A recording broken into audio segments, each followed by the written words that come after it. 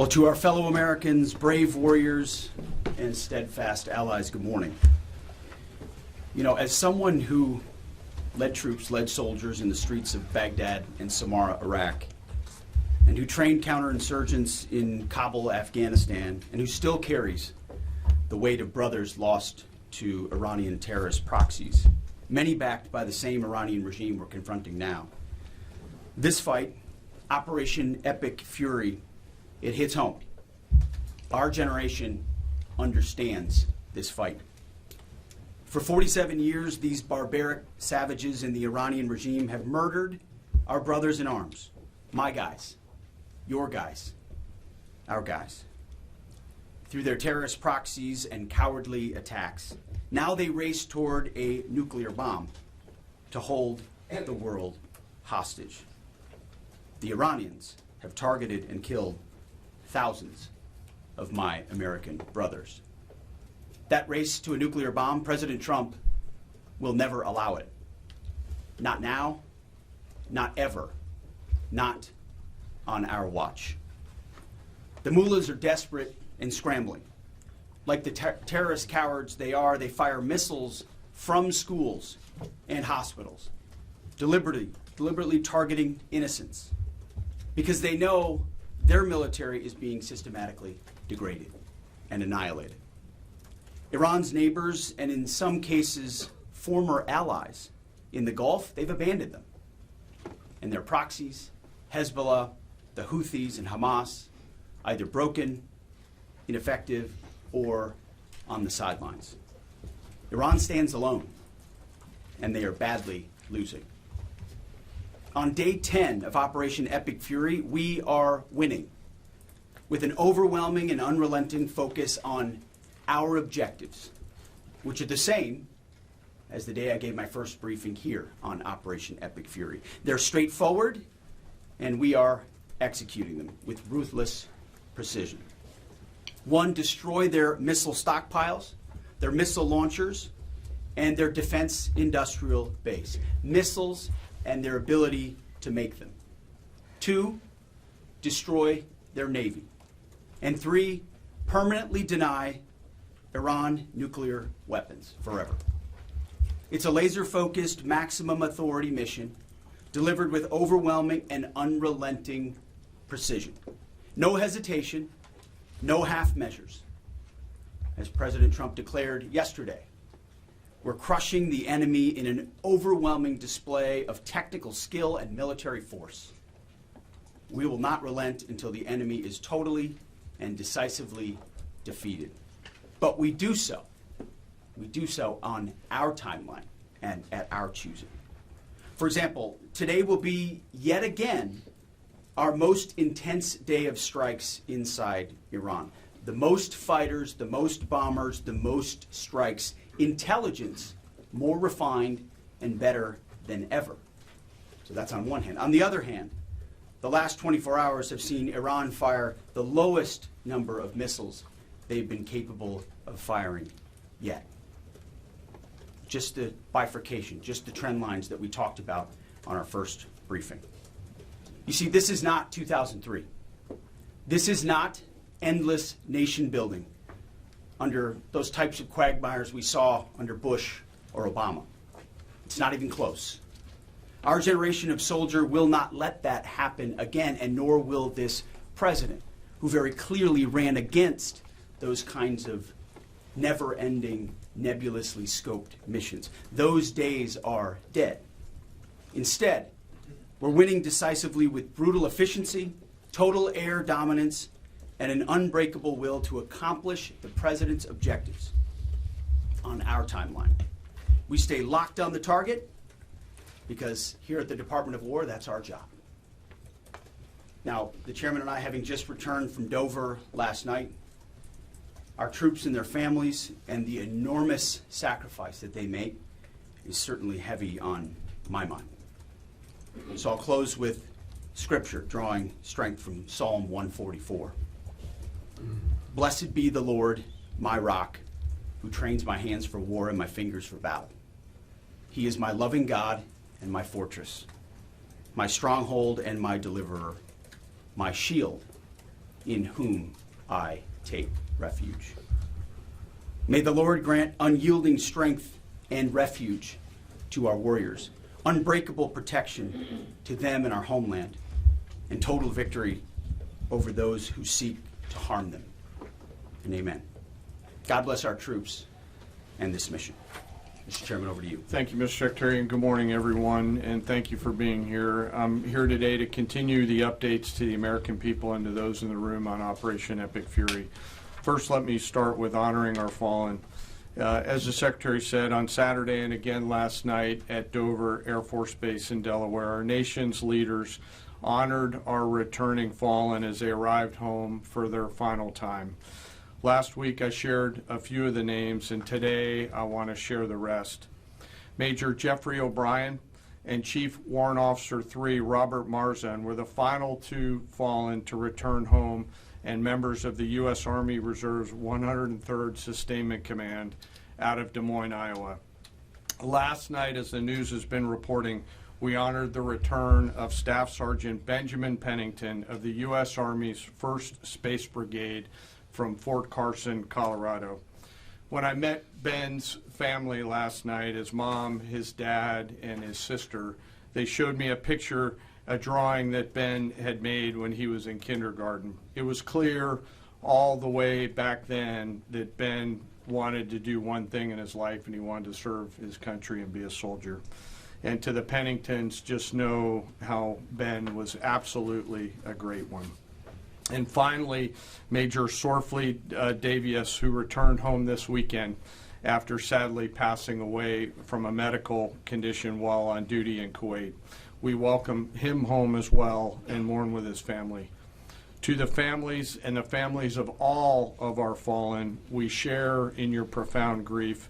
The Joint Force remains eternally grateful for your sacrifice and the gift of a great example that your service members have given all of us. I want you to know that their names will never be forgotten, and you and your family are part of our Joint Force family forever. Let me talk a little bit about the progress thus far, acknowledging that Admiral Cooper will likely continue to give updates from CENTCOM. As the Secretary said, we're in the 10th, moving into the 11th day of Operation Epic Fury. The Joint Force remains focused on 3 military objectives. Continue to destroy Iranian ballistic missiles and drone capability in order to prevent attacks on the U.S. and others throughout the region. And this means attacking launch sites, command and control nodes, stockpiles before they can threaten our personnel, our facilities, and our partners. Second, we continue to strike the Iranian Navy and their capabilities in order to do things like sustain movement through the Straits of Hormuz.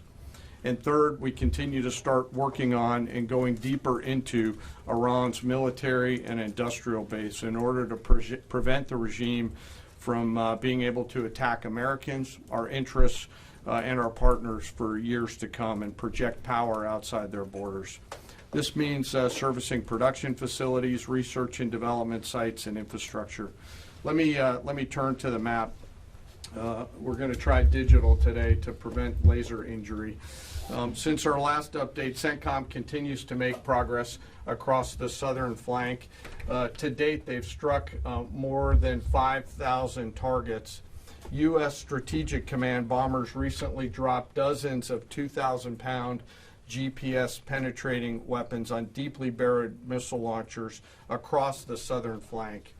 We also have struck several one-way drone factories to get at the heart of their autonomous capability. And of course, alongside our regional partners along the southern flank, continue to execute intercepts against one-way attack drones using fighters and attack helicopters. Our strikes mean we've made significant progress in reducing the number of missile and drone attacks out of Iran. Ballistic missile attacks continue to trend downward, 90% from where they've started, and one-way attack drones have decreased 83% since the beginning of the operation. A testament to our air defenders and our air defense systems, and as I said, our partners in the region continue to do great work as well. Second, we're making substantial progress towards destroying the Navy. In the first 10 days of the conflict, we're more than 50 Iranian naval ships into the campaign using a combination of artillery, fighters, bombers, and sea-launched missiles.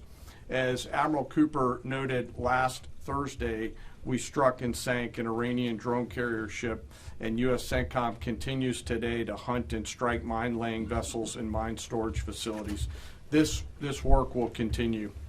Third, against our objectives, we've begun to target Iran's military and industrial complex, again, focusing on centers of gravity to get upstream of the shooters out in the field in order to deny them the ability to continue to generate those one-way attack drones. Let me spend a minute talking about the Joint Force. Across the area of responsibility, this is gritty and tireless work, and I cannot begin to explain how incredibly proud I am of the extraordinary courage, tenacity, and grit and professionalism within the Joint Force. Last time I had a chance to talk about the Army's incredible logisticians who are out there sustaining the fight. Today I want to highlight a few groups of sailors. First, I want to thank the men and women of the Forward Carrier Strike Group and their families, and let all of them know how grateful I am for their leadership and service. The crews on board this strike group have already been endured months at sea only to get their deployment extended. These exceptional Americans, rogered up, all supported by their families, continue to stand the watch, taking the fight to the enemy over and over again, night after night. Aboard ships like the USS Ford and the Abraham Lincoln are a special group of sailors I want to highlight today. These are the men and women, the sailors up on the roof, running operations on the flight deck. With an average age of the early 20s, these are the unsung heroes of naval aviation. These young sailors, known for wearing yellow shirts, are in charge of the catapults, taxiing jets around on the flight deck, shooting jets off the front end, and recovering jets off the back end. They are literally involved with every single movement on the roof on an aircraft carrier. They are the last ones that a naval aviator sees before getting shot off the front end, and the first one that a naval aviator sees after safely trapping on the back end.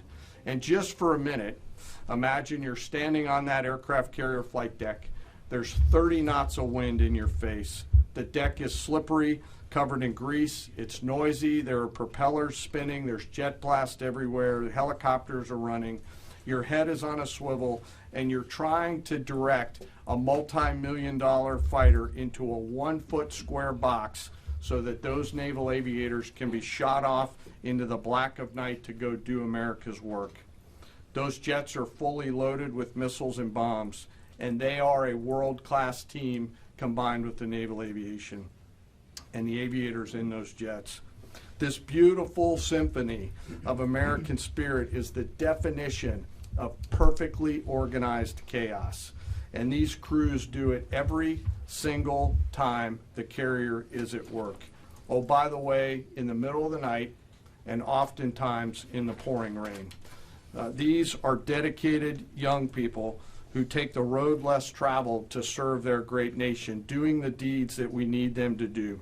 America's enlisted force is the pride of every nation's military, certainly ours, and the envy of every other one as well. Each and every one of them out there across the Joint Force are extraordinary, and in particular today I want to highlight the yellow shirts. Ladies and gentlemen, our work continues. It'll continue to be difficult. I ask every American to keep our deployed force and their families in our thoughts. Combat deployments can be tough on the force and the families, and it's important that we continue to remember that. I remain deeply humbled by the 2.8 million members of the Joint Force, and I'll end where I started, and that's remembering our fallen and their families whose sacrifice will be felt forever. And with that, I'll take some questions with the Secretary. A beautiful symphony of American spirit. Well said, Mr. Chairman. Thanks, sir. And I will just note that no other country in the world is capable of executing what the chairman just described, day after day, night after night, unrelenting. Well said. Thank you. Yes, sir. Alexandra Ingersoll, One America News. You talked, Mr. Secretary, you talked at the conference in Florida on Thursday that there was a 90% missile capabilities degradation and 83% drone degradation, and I know the chairman just repeated those numbers. We've seen the most amount of fighting these past 5 days. Is there any update to those percentages? And also, are you able to give any quantification of degradation to the enemy's nuclear capabilities yet? What those numbers represent is a persistent low ability to respond, which is what we're looking for, right? It's if the enemy can simply wait and then project power, that's problematic. And we've seen some spurts here or there, but ultimately the trend lines, if you look at the charts that we look at every day, have gone like this down to a flat. It doesn't mean they won't be able to project. It doesn't mean our air defenders still don't have to defend. They do, but that is strong evidence of degradation, along with the battle damage assessment that the Joint Staff does, which takes time. You've got to look at imagery and recognize whether something's been simply degraded or it's been destroyed, or whether an underground facility has been collapsed or completely obliterated. So there's differences in how you evaluate that, but the numbers staying that low is a demonstration of the efficacy for sure. Yeah. Thanks, Mr. Secretary. There's been reports that the new leader of Iran has been wounded. Do you know if this is true and what his condition is? And then another one, President Trump said he had a really good call with President Putin yesterday. Will Russia be aiding us in this conflict, and can you share anything on that? Well, the president, as I've said before, maintains strong relationships with world leaders, which creates opportunities and options for us in very dynamic ways. So the president said it was a good call. I was not on it, but those that were said it was a strong call, reaffirming hopefully the opportunity for some peace in Russia, Ukraine, and also a recognition that as it pertains to this conflict, they should not be involved. The first question was? On the new leader of Iran, there's reports that he's been wounded. Oh, the new leader of Iran. He would be wise to heed the words of our president, which is to not pursue nuclear weapons and come out and state as such. As far as his status, that's not something I can comment on right now. Yeah, right here. Correct. Mr. Secretary, Eric Schmidt with the New York Times. A question for you first. Last week you talked about this being the beginnings of an air campaign that could last 3 to 8 weeks. Can you give us your assessment on where we are now? And Mr. Chairman, in any conflict, the enemy or the adversary adapts to the tactics it faces. Can you talk about the most challenging adaptation the Iranian military has made to the U.S. military? What challenges are you facing most right now? Thank you. I appreciate the question. Where we are is in a very strong place, giving the President of the United States maximum options. And from the beginning, from this podium, we haven't stated how long it will take. Our will is endless. Ultimately, the President gets to determine the end state of those objectives, right? But what he's said continually, and I want the American people to understand, is this is not endless. It's not protracted. We're not allowing mission creep. The President has set a very specific mission to accomplish. And our job is to unrelentingly deliver that. Now, he gets to control the throttle. He's the one deciding, he's the one elected on behalf of the American people when we're achieving those particular objectives. And so it's not for me to posit whether it's the beginning, the middle, or the end. That's his, and he'll continue to communicate that. What we serve him as is give him updates on a daily basis of exactly where we are so he can make that determination on the throttle. Mr. Chairman. Thank you for the question on adaptation. As you're right, no plan survives first contact with the enemy or Murphy. They're adapting, as are we. Of course, we have very entrepreneurial warfighters out there. I'd rather not, for operational security reasons, tell them what's working. So I'm not a non-answer that question based on that. But we are watching what they're doing, and we are adapting faster than they are. But are they more formidable than you anticipated, General? I mean, I think they're fighting, and I respect that, but I don't think they're more formidable than what we thought. Secretary Hegseth, thank you. Jordan Conrads from the Gateway Pundit. Axios reported, citing U.S. and Israeli sources, that the U.S. was not happy with strikes on 30 fuel depots in Iran. While this is anonymous sourcing, it seems kind of congruent with what President Trump said yesterday, that there's certain spots they don't want to hit relating to energy infrastructure that would take a long time to rebuild. And whether this reporting is true or not, what's your message to Americans, those who supported the president and those who aren't really in favor of this war and who worry that Israel might be taking advantage of the U.S.'s backing. And then for Mr. Chairman, for you, I wanted to ask, when you say that we're moving inland, what capabilities does Iran have to shoot down jets over their land? And would that trigger some kind of rescue operation that could risk a bigger ground operation? Well, I would just state by saying Israel's been a really strong partner in this effort. Where they have different objectives, they've pursued them. Ultimately, we've stayed focused on ours. But what Iran has felt is the power of the world's two most powerful air forces. In that particular case, those weren't our strikes or that objective, or that wasn't necessarily our objective. But the president has made it clear to those concerns that we're not getting pulled in any direction. We're leading. The president is leading. He's determining where we want to go, what the outcome will be, what the end state is, with a very keen eye. And I understand those concerns because I've heard from a lot of people who I went through 20 years of those wars myself, worried about getting dragged in, worried about mission creep, worried about nation building or democracy expansion. That's never the perspective the president has pursued on this. Just because previous presidents and previous secretaries have decided to just pour more resources and more people in toward some unguided end state doesn't mean that's the way the world needs to look today. In fact, the American people voted for a different approach. But what the president also stated from the beginning is Iran can't have a nuclear weapon. And it's one thing to say it. It's easy to say. Anybody can say that. I mean, Barack Obama said that. But to do something about it takes courage and resolve. But in that courage and in that resolve, you can also be very scoped in what you're trying to execute to ensure that the sacrifice of Americans, American treasure, American lives, all of those properly meet the objective that you're trying to accomplish. And certainly, as someone I talked out front about what the Iranians have done to our generation, yes, we're clear-eyed about it. But my job is to keep it scoped, given the directive of the president to accomplish the mission. Thank you, sir. Thank you for the question. Most of their higher-end surface-to-air missile systems are not factors at this point in time. We're able to move around fighters that are moving deeper with relative impunity. Always some risk out there. I don't want to say that there isn't, and we'll always maintain and retain capability of doing search and rescue type of things, but I don't want to get into the details. But thank you for the question. Thanks, Mr. Secretary. President Trump told our team on the ground early this morning that the thing that has surprised him the most during the course of this operation so far has been the Iranian regime attacking countries that are not attacking them. I'm curious if that surprised you as well. And General, curious if you are open to the possibility of escorting vessels through the Strait of Hormuz, and if you could describe some of the challenges of doing so. Big mistake by the Iranian regime to start targeting its neighbors right away, exposing who they are and what they're all about, indiscriminate targeting, flailing recklessly at the beginning. I can't say that we anticipated necessarily that's exactly how they would react, but we knew it was a possibility.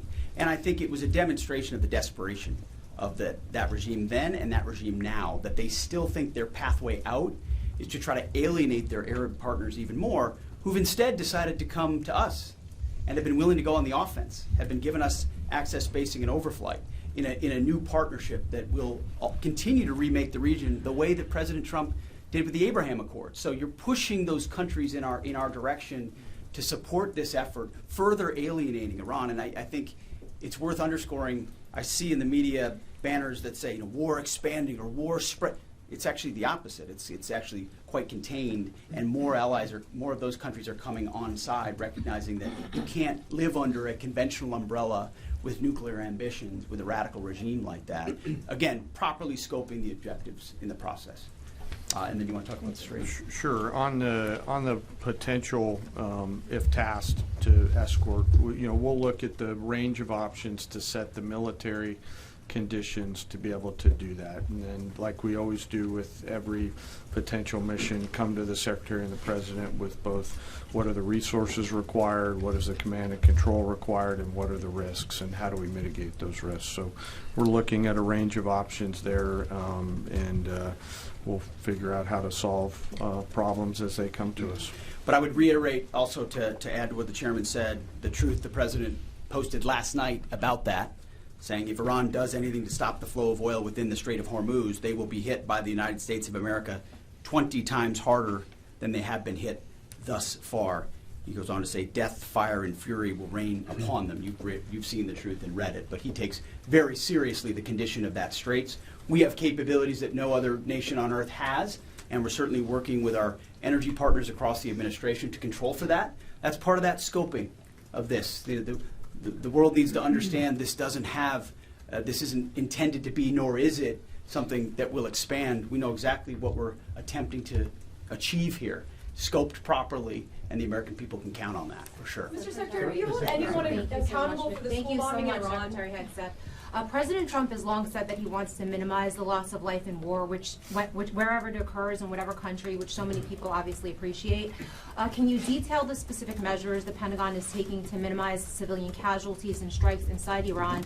And secondarily, is the Pentagon prioritizing replenishment of precision-guided munitions, long-range strike weapons, or air defense interceptors? And can you share any details on which systems are being prioritized?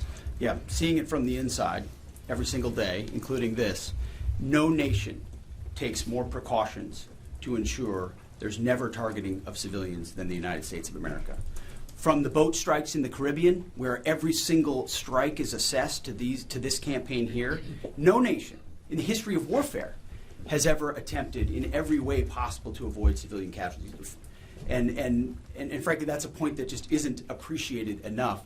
Where things happen that need to be investigated, we will investigate to the question shouted in the back. That it's not, open source is not the place to determine what did or did not happen. We take things very, very seriously and investigate them thoroughly, which takes time, and which is why it does take time. But ultimately, unlike Iran, who targets civilians indiscriminately, who we've seen in the intel moving rocket launchers into civilian neighborhoods, near schools, near hospitals, to try to prevent our ability to strike. That's how they operate. And then they set, the targeting of drones and missiles toward civilian targets, hospitals, hotels, airports. CENTCOM's been very good about putting that information out. That's how terrorist regimes fight. They target civilians. We do not. And I can tell you this administration and this Pentagon focuses on that very closely. Does that mean you will hold someone accountable? Does that mean you will hold someone accountable if it turns out that that was a U.S. This morning, munition? the Iranian government is saying a lot. They continue to say they're prepared for a long war. If that's the case, what could you tell the American people as far as the steps the Department of War is taking to make sure our troops have the protection and the resources they need as the mission continues? I think there's one thing I can sleep quietly at night knowing is that we're giving every resource humanly possible to our troops on the front lines to ensure they're protected. In fact, as I said in that first press briefing, even before we set the offense, we set the defense. We made sure we had the ability to defend, and then we moved as many Americans off the bases and into other places as possible. So as this progresses, the chairman, or the question was asked of the chairman about how the enemy adapts. Of course, we adapt too, in real time. And to watch our warriors iterate on air defense and interdiction, on drones and missiles and how we get after it, it's incredible how they refine the tactics, bring in new assets to find different ways of getting at emerging technologies. So that is one of the things we're laser focused on every day. Yes, we're going on offense more effectively than any country in human history, but we're also ensuring that in every way possible we're defending the best Americans we have who wear our uniform, no doubt. Let's do one more. Thanks, Secretary Hegseth. The president has indicated that maybe the operation will wrap up sooner than he thought it was going to. What's the plan once the U.S. stops military action? Will the U.S. play a role in the aftermath, or will they leave Iran to sort it out? Ultimately, the aftermath is going to be in America's interests, our interests. We won't live under a nuclear blackmail scenario of conventional missiles that can target our people. which is why the objectives have been scoped from the beginning. Missiles, missile production, defense industrial base, Navy, all in service of ensuring they don't have nuclear power projection capabilities. That's what matters to President Trump, that's what matters to the American people, and ultimately that's why we're so laser focused on ensuring those objectives, and those objectives alone, are met. Thank you. Secretary, this is very complete. Secretary, the highly enriched uranium, who's responsible for securing it? Was it a mistake to reject Ukraine's help?